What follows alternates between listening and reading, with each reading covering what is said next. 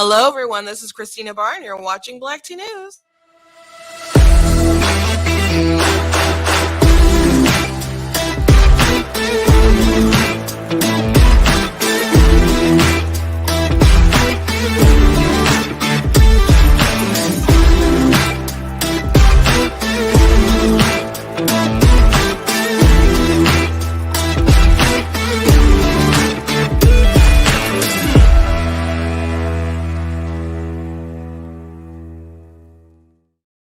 Hello. Welcome to Black Tea News. I'm your host, Christina Barr, and today we are going to be talking about the New York Times put out an article, which no surprise, I'm sure you guys will be seeing a lot of stuff revolving around January 6th, which hasn't really changed. People have been talking about it for an entire year now, and they'll definitely be talking about it on January 6th. But they said every day is January 6th, and it's very clear that a lot of people on the left are really talking about it. Not that it wasn't an awful thing. I mean, it was a riot, but they've been really using this, talking it up, trying to really accuse people on the right of trying to subvert democracy while trying to make sure that they can rig the system so they can protect democracy by making sure that they will never lose ever again.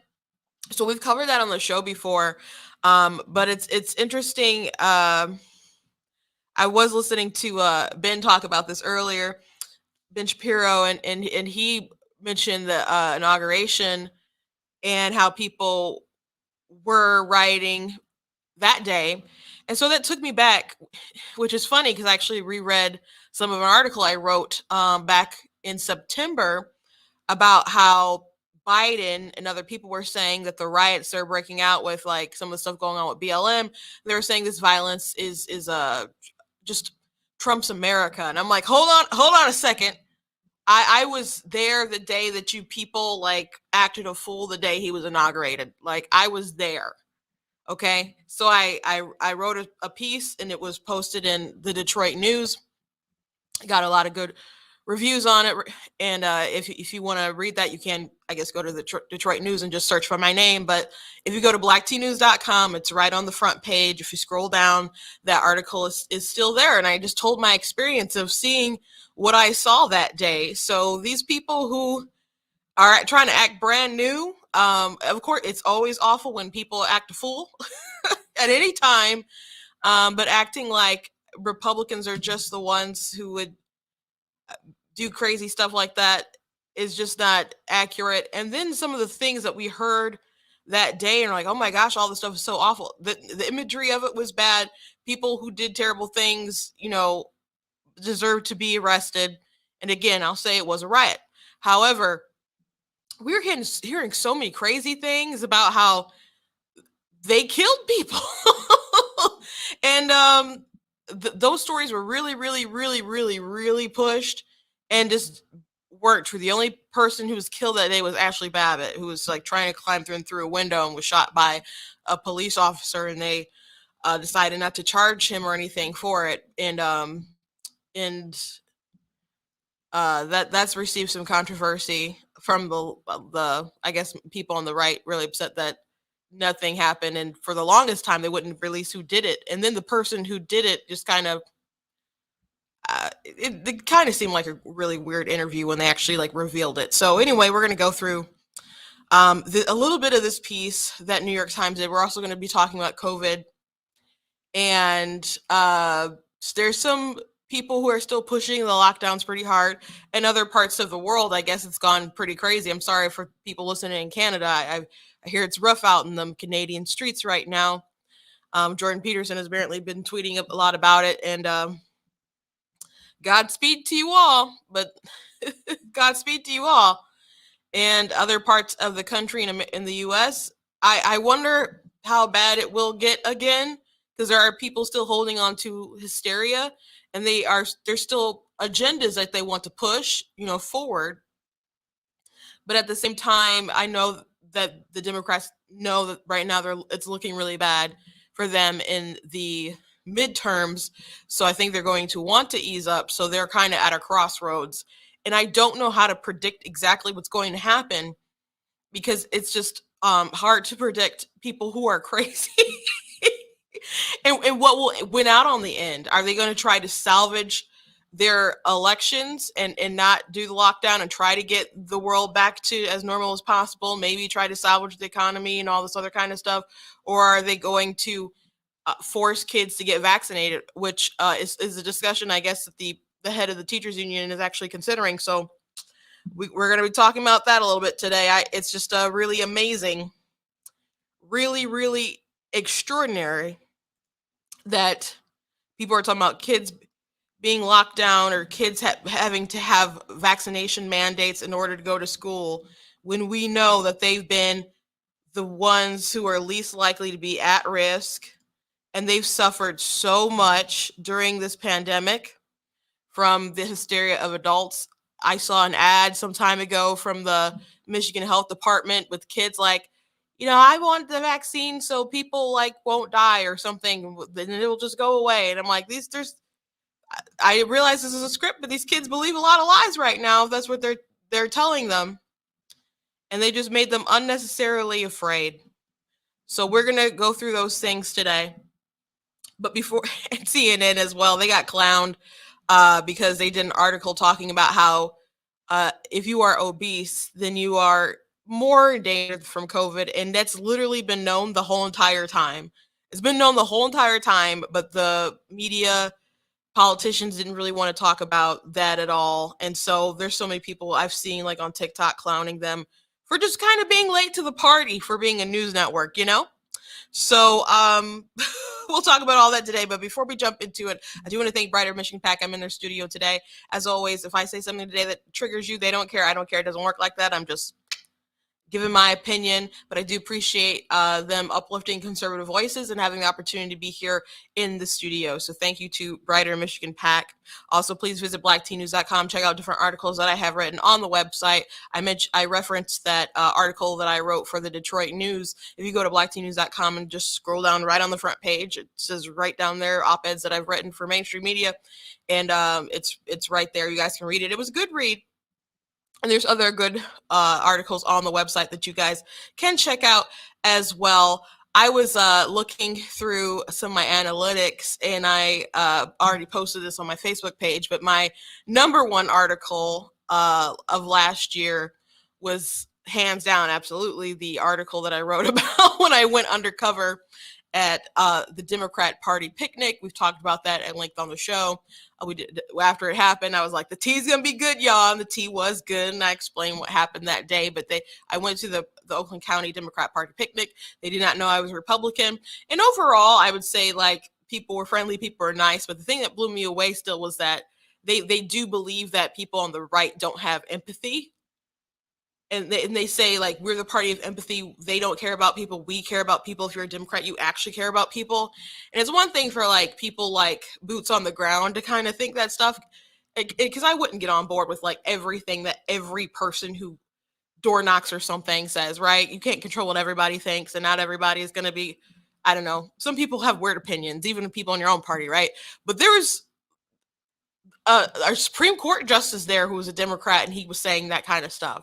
So I was blown away by that. And of course, I also talked about how I got into an exchange with the chair about critical race theory. And even though she admitted that she hadn't looked into it, so I admittedly knew more about the topic than she did, she tried to shut down the conversation with all these people who are against it are racist, basically. So it was a very interesting read. So I wasn't surprised that was the number one video.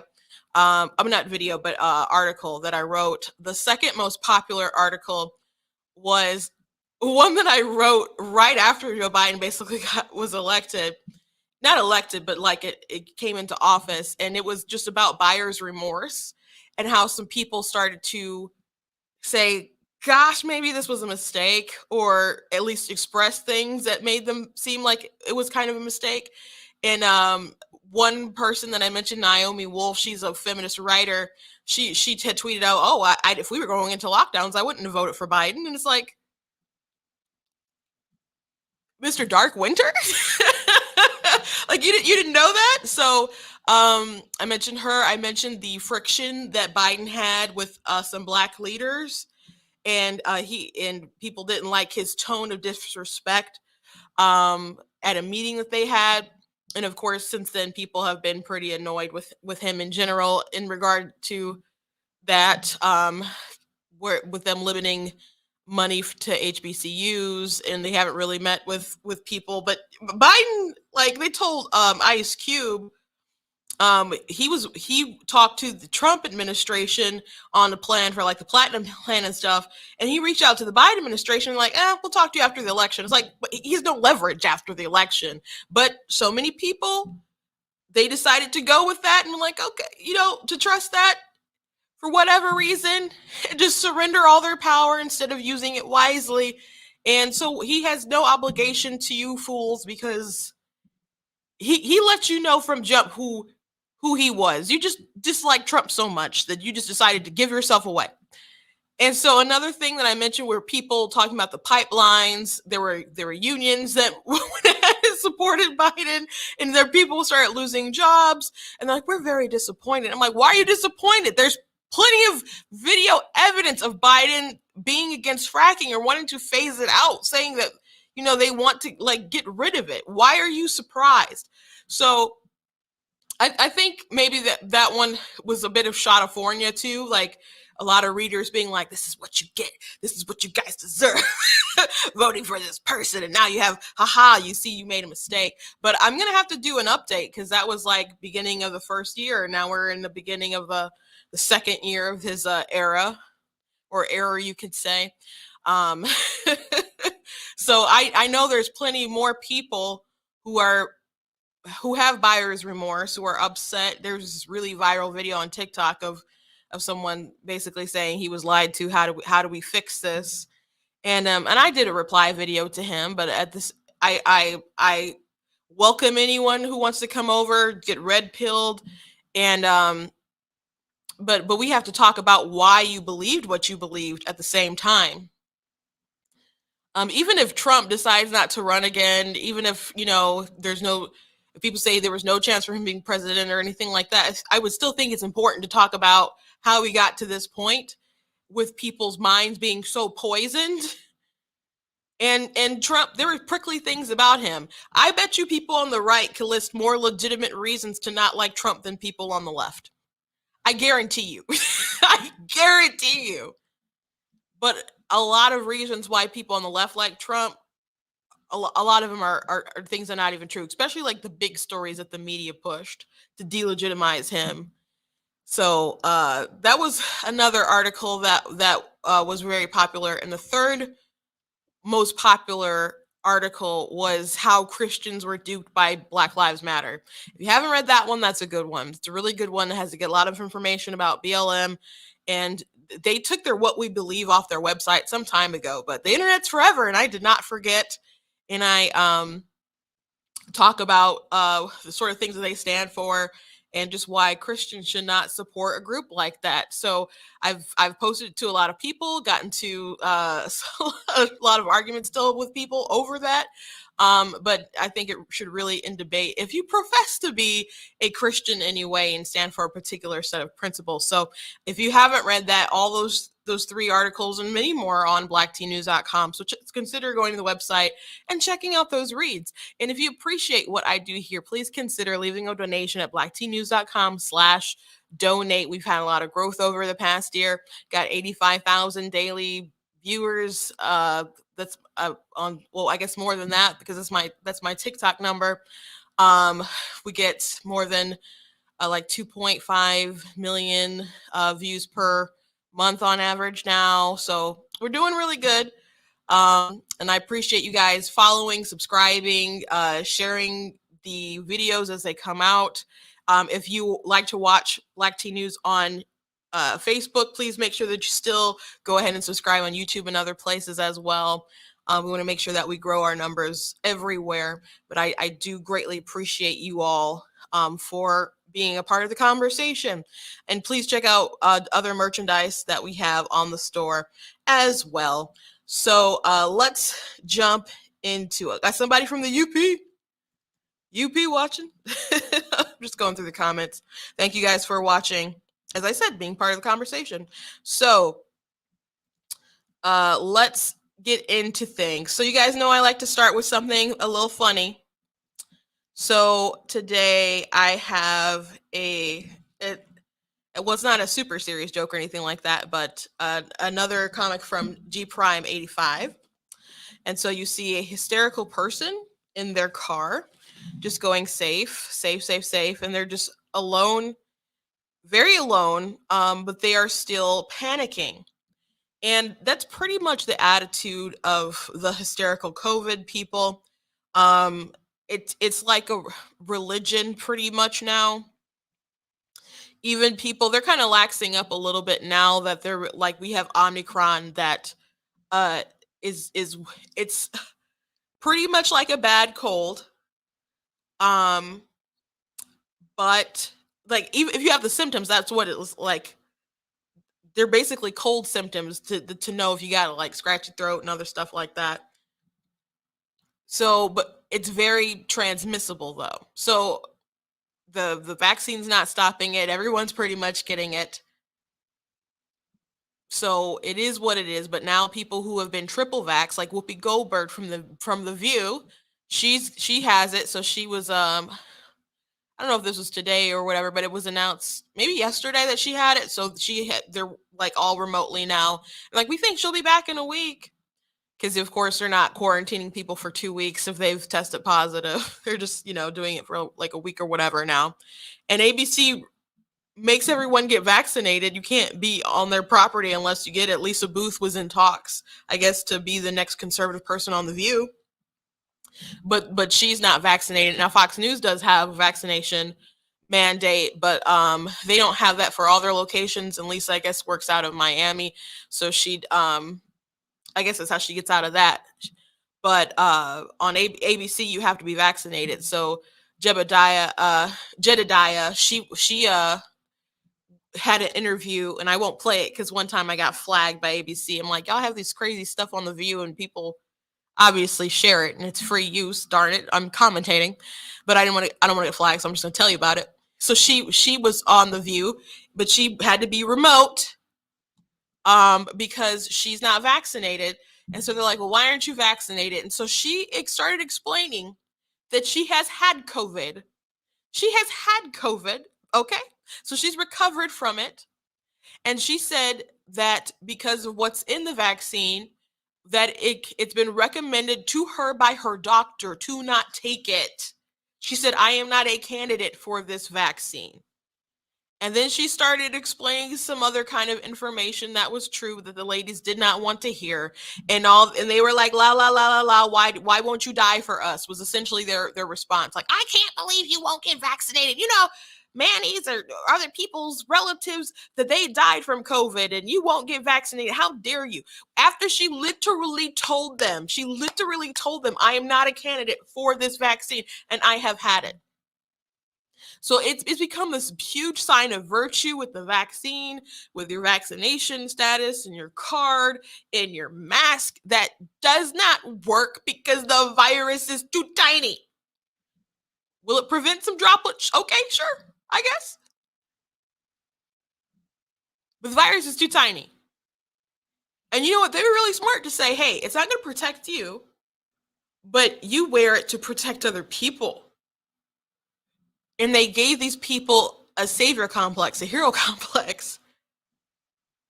And they took that to the max. And for a lot of people, it's just been reason to be mean to each other, to be authoritative. So watching that interview, if you haven't seen it, it's pretty wild because she clearly explains logically, reasonably, slow enough for even Joy Bear to understand. They should have been able to grasp it.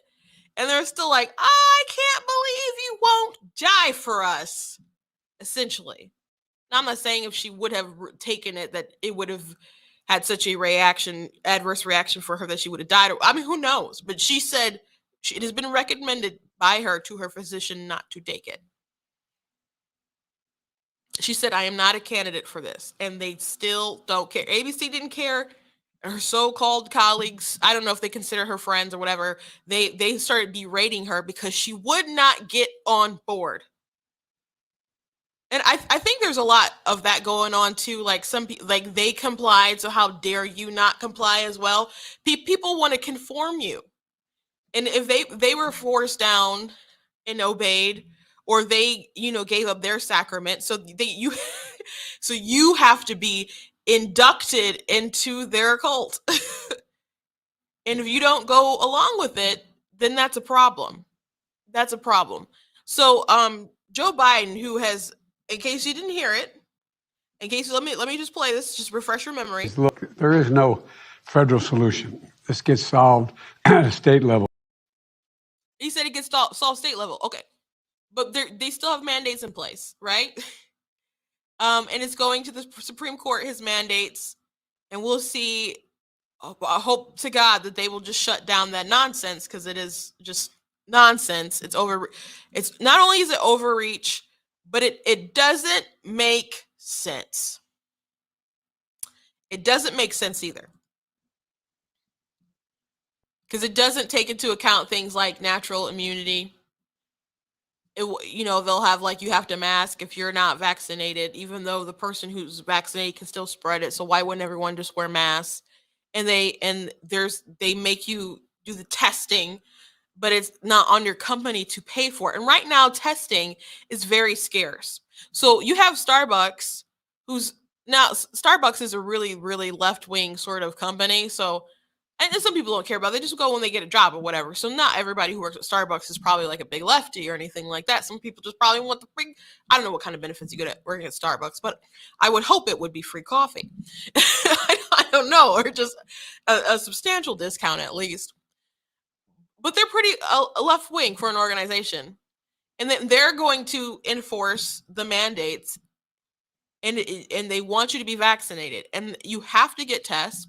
Now, tests are very scarce right now, but it can't be an at-home test. You have to go to like a doctor and do it yourself. Well, not yourself, but you have to go to the doctor and they have to do it. And they're not fitting the bill. So if you don't get it, then you have to submit to the testing and you have to pay for it. And if you're working at Starbucks, now everybody's paying pretty well these days because there's such a shortage of workers. But is that worth it to keep your job at Starbucks? Now, I don't want, some people, it depends how much, I guess, you have invested in that time that you're with that particular company. But restaurants are already so down on workers, and the people who have been there are overworked. I rolled up to a Wendy's a couple weeks ago, and I had seen the person, like the manager working there a lot, sometimes kind of alone-ish. Maybe there's one other person in there or something, or two. And so he was giving me my food or taking my money or whatever. He was just in the driveway, and he's just like, I have vacation coming up. I'm going to be gone an entire week. I don't know if I'm coming back. I was just like, okay, I don't know how to respond. I'm just kind of like, is someone still going to be here to take my food? I guess is what my order, like, is what I'm sort of thinking. But he's just like, they shouldn't even have let me go to do this vacation. I can't even believe it, but I don't know if I'm coming back. I don't know if I'm coming. And this is like the manager of the Wendy's. So people who have stayed or have worked through things, they're burned out, and they have a lot of leeway for where they can go. But there's a huge shortage. There's restaurants that never return to their normal hours. The mall, my local mall, Christmas was so different. I mean, first of all, a lot of their business would come from like Canadians coming down in buses and what they do, especially like during Christmas time and whatnot. But that was a frequent thing. They do that all the time. But like Black Friday, there's usually like a lot of people from all over coming to kind of, I don't know, celebrate like it's some kind of holiday, I guess. I mean, it is a holiday-ish of the day after, because they start on Thursday night, but it's so ingrained sort of in the tradition, I guess. But we haven't had that kind of clientele just coming over from the border, so they're gone. And when you normally drive to the mall, they would set up cones during like the holiday kind of times to direct traffic, and you'd all have to kind of go one way. They I only saw them set up the cones like that one time. The parking lots were never like ridiculously full. The malls were never like super full. The lines were never like super crazy. Now there might have been lines, but that's because people might have been enforcing. I don't even know if people really forcing restrictions, but there was so little staff. For example, in one store I saw that they had made people get up in lines because they only had like 3 people in the store, so they had to make sure that they just limited the amount of people coming in so they could watch people and help service them and stuff. So maybe there were lines for that, but were there like long lines because there's so many people coming and getting stuff? No. Not unless you're like Burlington and in the middle of the day. But that is not new information. So things really, really are not normal. They're really not normal. Biden can pretend that they're normal. And he was like, oh, the economy's good. We have record jobs, growth, more growth than like jobs than any president in the past 40 years or something like that, and just really trying to talk it up. And it's like, are we going to just like pretend that we didn't have like an artificial depression because of you guys made everybody shut down and cost people businesses, and people were forced to stay home, people were paid to stay home? Because it kind of feels like to me that part of the reason for destroying the economy the way that they did, I mean, obviously there were political repercussions that they liked because they got the guy that they didn't want out of office. But it also seems like to me that they wanted to kill the economy so they could have this talking point. And Biden's not the only one who's done it. I've seen Senator Debbie Stabenow from Michigan. She posted something like that some time ago, like, "Oh, it's these Democrats who have the that have these big bounces, and when Republicans leave office, that they have these big drop offs in jobs." I'm just like, the Trump economy was slamming. It was slamming before the pandemic, so much so that people were worried about it and thought he was gonna, even though people didn't like him, people thought he was gonna sail to re-election. It was a big concern. And people were saying the economy is gonna drop. That's what it does. It just does. It drops eventually. And there was no drop. There was no drop, and Democrats were concerned. Commentators were concerned. Some of them were even saying that they hope the economy just fails. And that's not what happened. So it kind of seems like to me that it was worth having the collateral damage in the nation so Biden could do this. Just pat himself on the back. But people's lives and their livelihoods mean more than your high five, Mr. Biden. So he's still pushing the mandates at the same time saying that we can't solve things on a federal level. So there's miscommunication there. If other restaurants follow suit like Starbucks, this will obviously be a tremendously terrible thing. We already have a shortage of staff.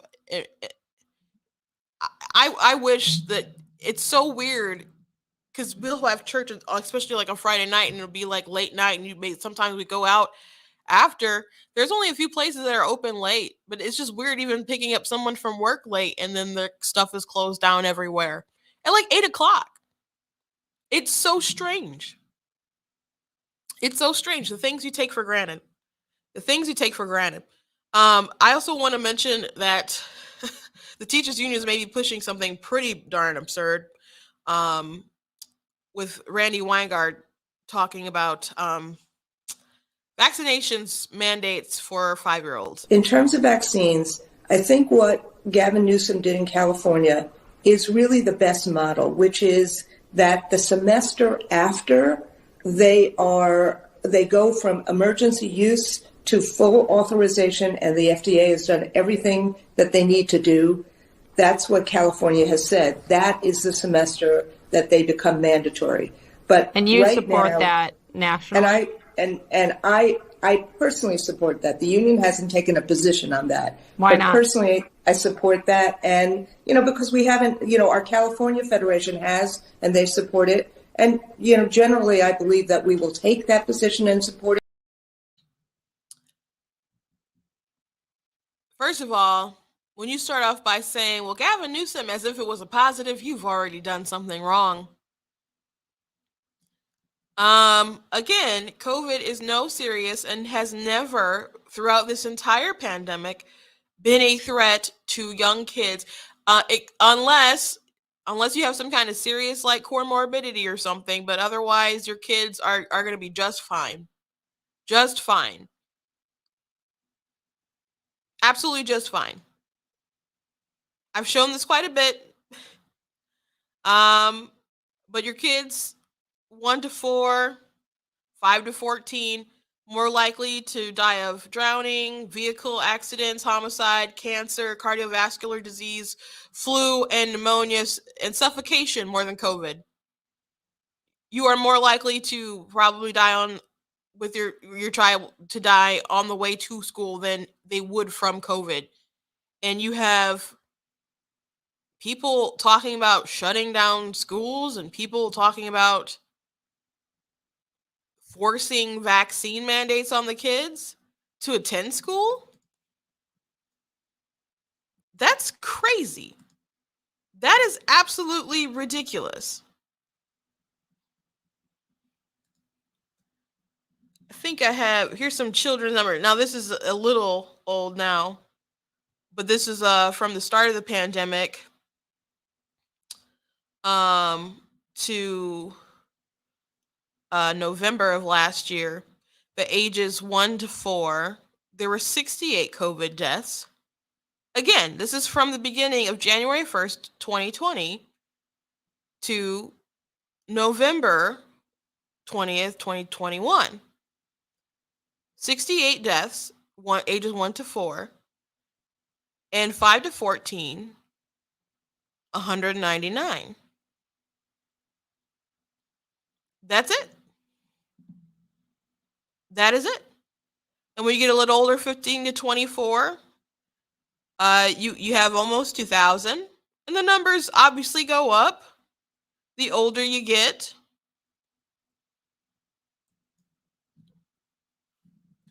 The kids have never been in serious trouble from this pandemic. And that's something that has been true and remains true. And for anyone to recommend that we would need to force kids, recommend that kids, or say that it's even a good thought that they be required to have vaccination cards is crazy. And then they keep shifting what is full vaccination. And people, I mean, how many boosters do people plan to take? And then the FDA, like, they want to have it be known that, or approve boosters for kids. There's just no science supporting that they would need something like this. But they're using the surge of Omicron to push more insanity, even though it's a very mild variant as far as the effects. So, and if we start kind of following the ways of like other places where they've had it in Europe and so on, we're going to peak at different parts of the country, but we might be over this by February. Sometime in February, this particular strain. Now, there could always be like another one that pops up and starts entering our hearts and minds and souls and so on. And we'll see what the political read is to know what they're willing to do next. If enough people are just like, you know what, this is dumb, people will get the message and there'll be like some stoppage. But right now you have Biden and people like de Blasio, who's no longer mayor, but his the person who has followed him is still keeping up with the mandates and so on. But they said people are very predictable. You tell them that they can't go out to eat like they want, that their job is going to be at risk, and you're going to make life so difficult, they'll go ahead and do the reasonable thing. Like, we will break their legs and they will comply. When they say like, oh, Southwest and all these places who have vaccine mandates for the pilots, they're like 90%. 95% of people are vaccinated. Yeah, because you fired a lot of people and you forced them to do it. And you think there's a flex? And you're the president of the United States? And you think impeding upon people's freedoms is a flex? Let's go, Brandon. Oh, terrible. Absolutely terrible. Well, let's talk about this article from the New York Times. Oh, sorry. Now, it is an opinion piece, so I guess we'll say that. But they said every day is January 6th now. I'm not gonna go through the whole thing, but it's pretty spectacular. 1 year after the smoke and the broken glass, the mock gallows, and the very real bloodshed of that awful day, it is tempting to look back and imagine that we can, in fact, simply look back. To imagine that what happened on January 6th, 2021, a deadly riot at the seat of the American government, incited by a defeated president amid a last-ditch effort to thwart the transfer of power to his successor, was horrifying, but that it is in the past and that we are a nation and have moved on. This is an understandable impulse. After 4 years of chaos.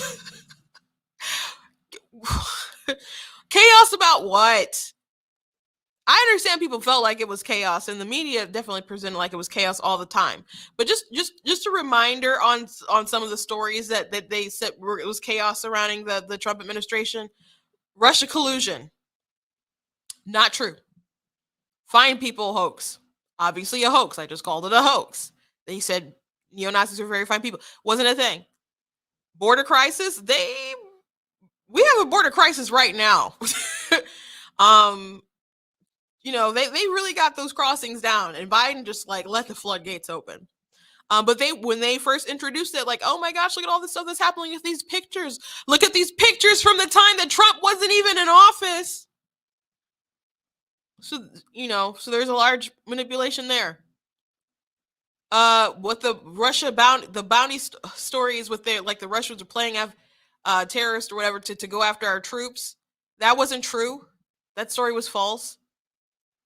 The ex-Biden, Wysocki of Biden of them was going to apologize. They're like, no, we just cared about the troops. So, but I think you really cared about thwarting the American president and taking one of his greatest strengths, which is his love for the military, and flipping that on its head and making it seem like they can't trust the commander in chief. You would talk about people who disrespect the office, people yelling obscenities to the president. Of course, that's not great. But if you want to talk about people disrespecting the office, that's as low as it gets. That's as low as it gets. So a lot of this chaos, impeachment, Trump being impeached, the articles of impeachment didn't even include any crimes the first time around. And the second time around, he was like, they impeached him not even like in office. So I agree there was like chaos, but much of it was manufactured. Much of it was manufactured. So let me go on. Chaos, cruelty, and incompetence culminating in a pandemic and the once unthinkable trauma of January 6th. Most Americans were desperate for some peace and quiet. And you know what? Y'all some punks. I understand people who there were a lot of people who just like, I just don't want to talk about politics like this anymore. They wanted Joe Biden because they wanted some kind of like normalcy. And then Biden was like, you're not gonna be able to work if you don't do what I say. Like, we're not opening every schools. Like, congratulations for your peace and quiet. Was it worth your freedoms? Was it worth your liberty? And I think it's so funny when the media cries because Biden won't like answer their questions or have as many press conferences as they want. I'm like, y'all knew what y'all was getting into, but you still didn't want the other guy. The other guy who gave you ratings and money. Ratings and money. But you just want an old boring Joe who isn't all quite there yet. Okay, on the surface, we have achieved that. Our political life seems more or less normal these days, as the president pardons turkeys and Congress quarrels over spending bills that suck, by the way. But peel back a layer, and things are far from normal. January 6th is not in the past, it is every day. It is regular citizens who threaten election officials and other public servants who ask, when can we use the guns? Who vow to murder politicians who dare to vote their conscience. It is Republican lawmakers scrambling to make it harder for people to vote, the easier to subvert their will if they do. It is Donald Trump who continues to stroke the flames of conflict with his rampant lies and limitless resentments, and whose twisted version of reality still dominates one of the nation's two major political parties. In short, the Republic faces an existential threat from a movement that is openly contemptuous of democracy and has shown that it is willing to use violence to achieve its ends. No self-governing society can survive such a threat by denying that it exists. Rather, survival depends on looking back and forward at the same time. So it goes on to talk about different legislation and how Republicans are subverting democracy and limiting the ways to vote and stuff. And of course they mean like bills like in Georgia. If you recall that there's a voting bill that did not make it harder to vote. I mean, personally, I would just say, you know what? I'm sick of all this early voting and everyone has to show up on election day. And you can get an absentee ballot if you have a valid reason. That's how I would run life if I could run it. If it was all just up to me. But they made it seem like they were just, I don't know, setting up all these different barriers in Georgia to vote, which they weren't. And they're like, oh, they're doing these things with these drop boxes. Dude, we didn't have drop boxes before. So them like making sure that it's still a thing, but just regulating how it happens to make sure people aren't taking advantage of it isn't a bad thing. And in Arizona, they passed bills to like stop like to limit ballot harvesting. That's when you like someone might go pick up a bunch of different ballots and stuff. No, they said that you have to be like related to that person if you're going to take their ballot or something like that. And then they were like, that's racist. And that had to go to court. And I've heard people argue that with like from a critical race theory slant that it's racist, even though the court deemed it like the Supreme Court, I believe it went to the Supreme Court, and they're like, no, this isn't racist. and they're like, we can't have neutral laws because what about people who live on reservations and they give all their ballots to somebody to just take it? I'm like, well, you can still give it to a neighbor or something, but everyone knows when the election happens, just prepare yourself for it. Just prepare yourself for it. And just because there's a disproportionate impact between maybe this community and that community and this race or maybe that race does not mean that the law is racist. It just doesn't. But they don't believe in neutral laws. That's a part of their shtick. Therefore, it's bad. Therefore, it's racist because it doesn't get the result that they want. That's how they argue. That's how they think. And then in Georgia, they were willing to pull the All-Star game, and you had Biden talking about it, and you had Stacey Abrams, who's running for governor again, who pushed for that. And then after they saw there was backlash, like I never need to do with that. I'm like, no, you did. So then they had where they end up going to the All-Star game. They had the restrictions, I think, were worse, and people point out that Biden, where he in Delaware and other places where they had voting restrictions that were laws that were more strict than what was going on in Georgia. So it was just a big talking point. The Democrats tried to pass the For the People Act, but it really had no support. But they were doing their darndest as an excuse to say these Republicans are too dangerous across the country. Therefore, we must protect the elections on a federal level.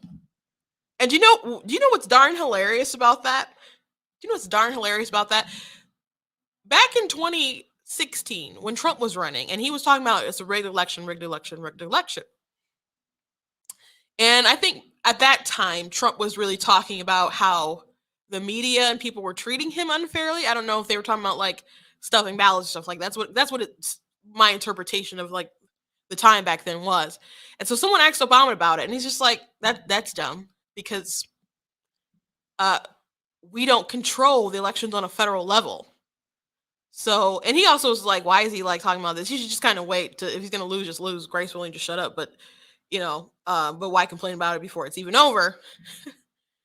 But Obama had like a pretty good clarity moment explaining this. So I want you guys to listen to this because it really maybe explains why Democrats are trying to take over the elections on a federal level now. So listen to the former president.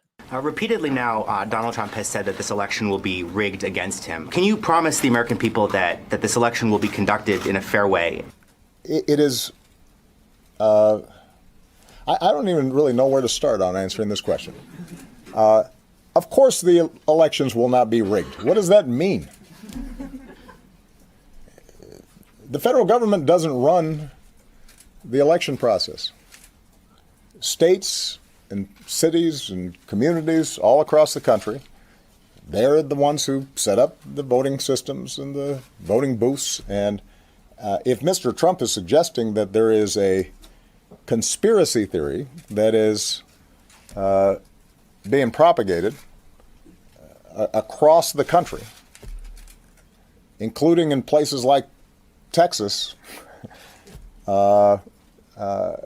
where typically it's not Democrats who are in charge of voting booths.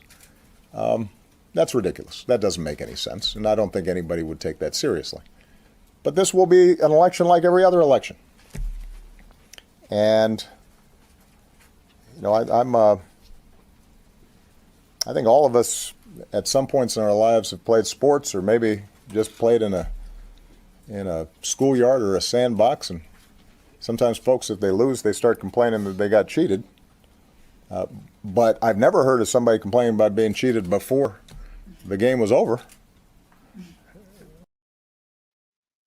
So I played that, if you could stomach your way through it. I played that because Obama said, someone said, oh, he's a smooth talker. He said that we can't cheat because the federal government doesn't run the elections. So I ask you, what is the purpose of the Democrats trying to take over elections on a federal level? What is their purpose for that? Because Obama bragged about the safeguards. He bragged about it in order to make Trump look dumb, but he did what he did. He bragged about the safeguards of the election, the fact that it is not federalized, that they are handled locally is a good thing. It is a good thing. So the Democrats in Congress, in the Senate, whoever who wants to put more government hands into the process of elections, they are thwarting the safeguards that their iconic president Obama just touted in that clip. We are safer with our elections being localized. But the federal government, like these Democrats, they want to propose things about not enforcing voter ID, ballot harvesting, in some cases like gerrymandering. The Vote for the People Act was pretty bad, but they've had other things since then. And there's things that they're trying to still do now. And they're trying to get rid still of the filibuster, and they know that the filibuster, they've been for the filibuster in the past, especially when they killed it to a degree for the to pass the more judges, and then because Harry Reid did something, and then they're like, you'll rule a day, and they killed it for that. And so now they're just trying to kill it and get rid of it altogether so they can pass more stuff with a simple 50-50 and have Kamala break the tie. So they're still pushing for it, and they want Manchin and Sinema to go along with it, which I don't know if they will. I don't think they will, because Manchin is still like, he's not someone who's going to thwart everything, I don't think. But him and Sinema have been playing it smart, for sure. And it protects them, I think, and it gives them a little power too. It gives them power. So it is a safeguard. And to get rid of the filibuster would not be a good idea. They want to get rid of it so they can pass a bunch of crazy things that they have not had the power to do, including dramatically change our elections and how they're run. The article that I read, or at least a piece of it, talks about the aftermath of January 6th, what happened that day, and people being rabid, and there were a lot of angry people on the right, which some of them were apparently stirred up by the FBI, particularly in Michigan. If you guys remember that case about the people who plotted to kidnap the governor, it kind of seems like the case would not have moved forward at all, or at least the plot would have happened if not for the FBI. So that is an interesting story if you haven't been following it. But there's some people who did some bad things, said some bad things on the right, sure. But it is hilarious in a sad, sick kind of way of how so many people ignore the craziness of what happened in 2020. Talking about violence and riots, the looting, the death, like Officer Dorn, and people still ignore it. Like, we had the whole Kyle Rittenhouse trial, and people were still doing commentary on it, like there was just some guys who they were just nice BLM allies showing up at the peaceful protest, or showing up, they were demonstrators. Like, really? Because the mentally ill child molester just kind of showed up, and the other people with the also criminal history just kind of doing criminal stuff. We think they were there because they're just good allies? I don't think so. But if you want to talk about thwarting democracy, as when Trump was elected, people flipped out, including Joe Biden. If you recall, he was the one who suggested using the Logan Act on Michael Flynn. That was Joe Biden. They set up Trump, and they set up people in his circle. They thwarted him before he was even sworn in. There was so much shady stuff going on that the people at the FBI got liability insurance because they were concerned what would happen when the new guy was in charge, because they knew there was so much crazy stuff that had gone down. Isn't that crazy? But we don't even excuse it. They just ignore it. Like it didn't happen. Like as if the Russia collusion hoax wasn't, as if we don't know now, and always pretty much knew that was a Hillary Clinton thing. That they're the ones who pushed that, and the media ran with it. And there's people who still believe it to this day. And it mentions chaos. Yes, there was chaos. And much of it was manufactured. But back to that day when Trump was inaugurated. I was there. I was at the inauguration. It was a very unique experience. I was glad I got to go. I went with some of my sister. Well, the inauguration that morning, I only had a ticket for me and my oldest sister, so we went there. We didn't stay through the whole thing because once Trump started revving up, I've been to enough rallies. I was like, okay, let's go. It was cold. We had to get there early, obviously. There wasn't like a lot of snow or anything like that. I don't really remember much snow, I guess, but my feet were so cold and they were numb. My feet were like this by the time I was just like walking back to the train station. And it was a good thing we left a little early, because by the time we got back to the hotel, people were like messaging, like, are you guys okay? And we watch stuff on TV, like someone set a limousine on fire, people were rioting and breaking glass, all kinds of different stuff. And so we had to let people know that we were okay. But people were acting a fool that day. There were people arrested. There were people who weren't arrested and were let go that aren't really paying for their sort of civil disobedience, if you want to call it that. But I was there. And so that night, we got ready for the ball, and I had the good sense to say, hey, let's get there early, make sure we're there early. So made sure we left early. So that's me and 3 of my sisters. There's 6 girls in my family, 1 boy. And so that's my youngest sister in the white, and then the one next to her is Gina. She's my oldest sister. And then there's me in my little va-va-voom dress with the fur. That's the most diva I probably ever looked in my life. And then next to me is my sister Katrina. So we got to go to the inaugural ball. And we got in there early enough that we missed, I guess, some of the crazy stuff that went on outside, but there were protesters there that night on the street as well. But while we were in line, though, there were people attacking people in line. As a matter of fact, we thought, and they would attack like people who they probably deemed were vulnerable, like older white women. And so we were prepping ourselves to have to fight in our dresses and our shoes. And I can tell you, Yaktown don't back down. So we would have went and we had to do.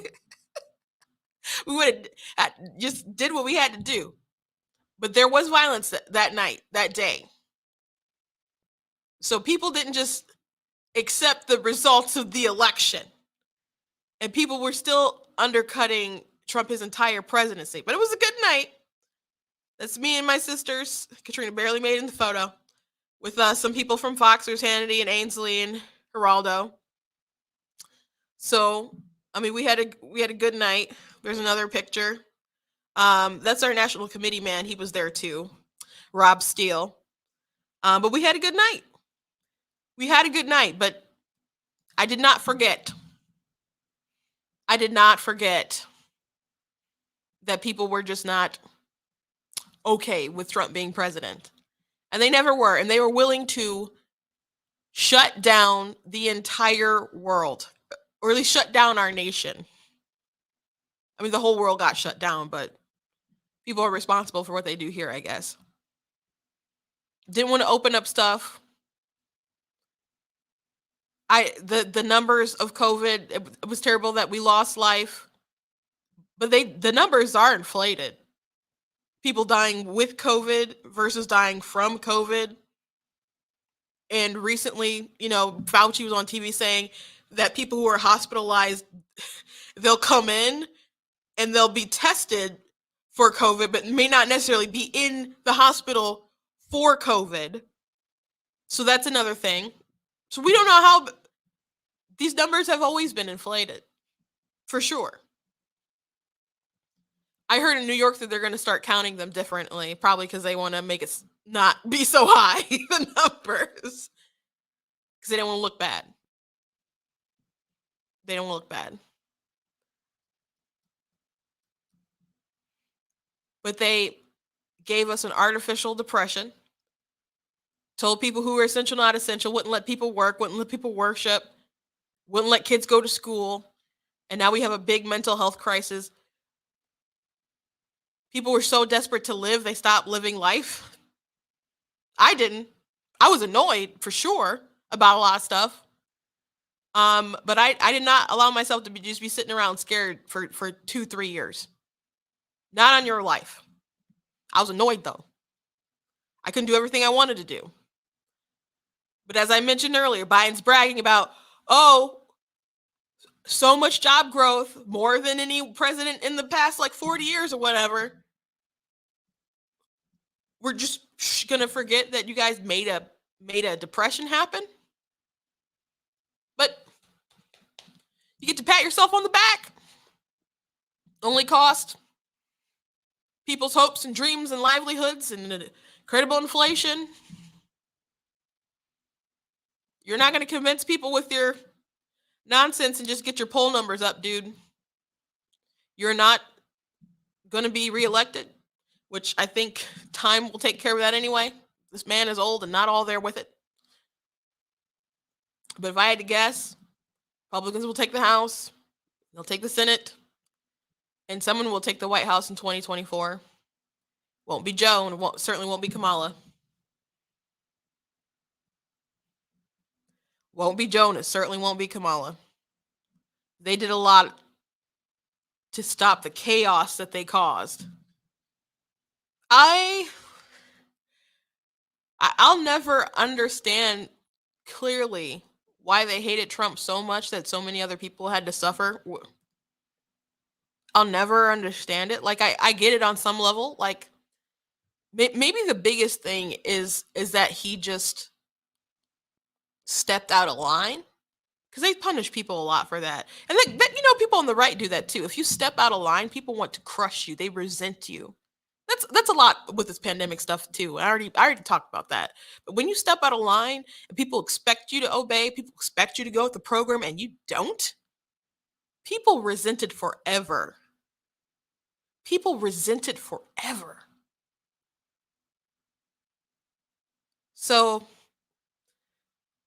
he's on the right, and they always hate people on the right, and someone is worse. And I'm sure Ron DeSantis becomes a candidate in 2024, they'll say, oh, he's worse than Trump, which I guess he probably will be worse for Trump than them, because he will be better at talking, and he will be better at, like, he won't have his foot in his mouth like Trump used to do, and he won't have like out of pocket tweets. And so he's going to be a better Trump than Trump probably could have been at that time. Now, there's always going to be one Trump, but he's gonna bring some net positives. And kind of probably be like the newer model. And so I'm sure to them that he will be worse than Trump, but they will say that as if he will be more chaotic and evil or something, when they just don't like him. So they always had their propaganda with the right.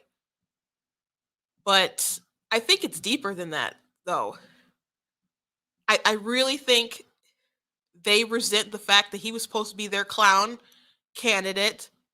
Hillary Clinton just wanted him to be the candidate. That was her campaign strategy. If you read her emails that were leaked and stuff, the Podesta emails, that was her strategy. Get Trump as the nominee. And then she thought she could just run away with it.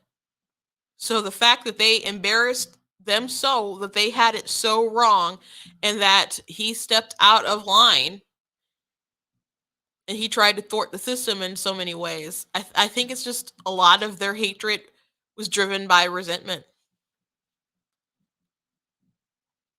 Obviously there's other stuff, but I think that plays a big role. And so many other people had to suffer for it because of these elitist high-class folk who try to pretend like they're for the little guy. And that's just not the truth. So, interesting article from the New York Times, opinion piece. Of course it was crazy. Of course it was garbage. It is what it is. And they're not going to let it go. And there's going to be some big commentary, I'm sure, on January 6th, and they'll keep continuously talking about it. Especially they'll talk about it leading up to the midterms, and they'll definitely talk about it in 2024. It's not going to be something that they'll plan to let go anytime soon. Because it's just another club that they bludgeon with people. Again, if people who are participating did illegal things that day, terrible. You're a terrible person if you did, especially if you did super violent stuff. But some people they're going after, even with the January 6th committee, trying to subpoena records of people who weren't even there. People are on a power trip for sure. But on January 6th, CNN is supposed to be live streaming from the Capitol. So I'm going to cover CNN that day, and some of their crazy little stories that they don't talk too much about on their programs, like Mr. Tubin and how he was let go temporarily for being caught diddling himself on a Zoom call, but they invited him back. And we're talking Andrew Cuomo and Chris Cuomo, and we're talking about some of their producers who were let go for sex trafficking. So we're going to cover CNN that day because they're annoying. So deserve it. And it's interesting commentary. So they can ream on January 6th like they've been doing the whole entire year, and we will be discussing CNN. So we're going to have a fun day that day, laying bare their soul. So make sure that you tell someone about it, because we're going to have a lot of fun that day. We're going to have fun just ripping on CNN. That's what we're going to do that day, because they deserve it. Anyway, that is the show for today. Thank you guys so much for joining me today. Make sure that you guys go to blacktnews.com and check out different articles I have on the site. Make sure that you guys check out different merchandise that I have in the store. I also do have books that I have written. You guys can check that on ninjadispublishing.com. But if you go to blacktnews.com/on the merchandise store, you'll be able to see links for some of my books that I have written. I have a new one that I'm going to be announcing very soon. That is another like fiction book I plan to release it on Valentine's Day. So I will say more when I have the cover, which I will probably go finish up designing tonight. So if you guys enjoyed this episode and just what I do here, please go to blacktnews.com/donate. Consider leaving a donation, whatever you can do, $20, $10, $50, whatever you want to do. If you want to go above and beyond that, by all means, I appreciate everything that you guys do. Like I said, we had tremendous growth last year, and we're going to keep fast tracking and moving forward faster, further, but I can do that with your help. So please make sure that you continue watching, that you continue sharing, that you're subscribing on Facebook, YouTube, Instagram, TikTok. All my handles there are at Black Tea News. The only one that is different is Twitter, and that one's at True Black Tea. God bless you guys, and I will see you tomorrow.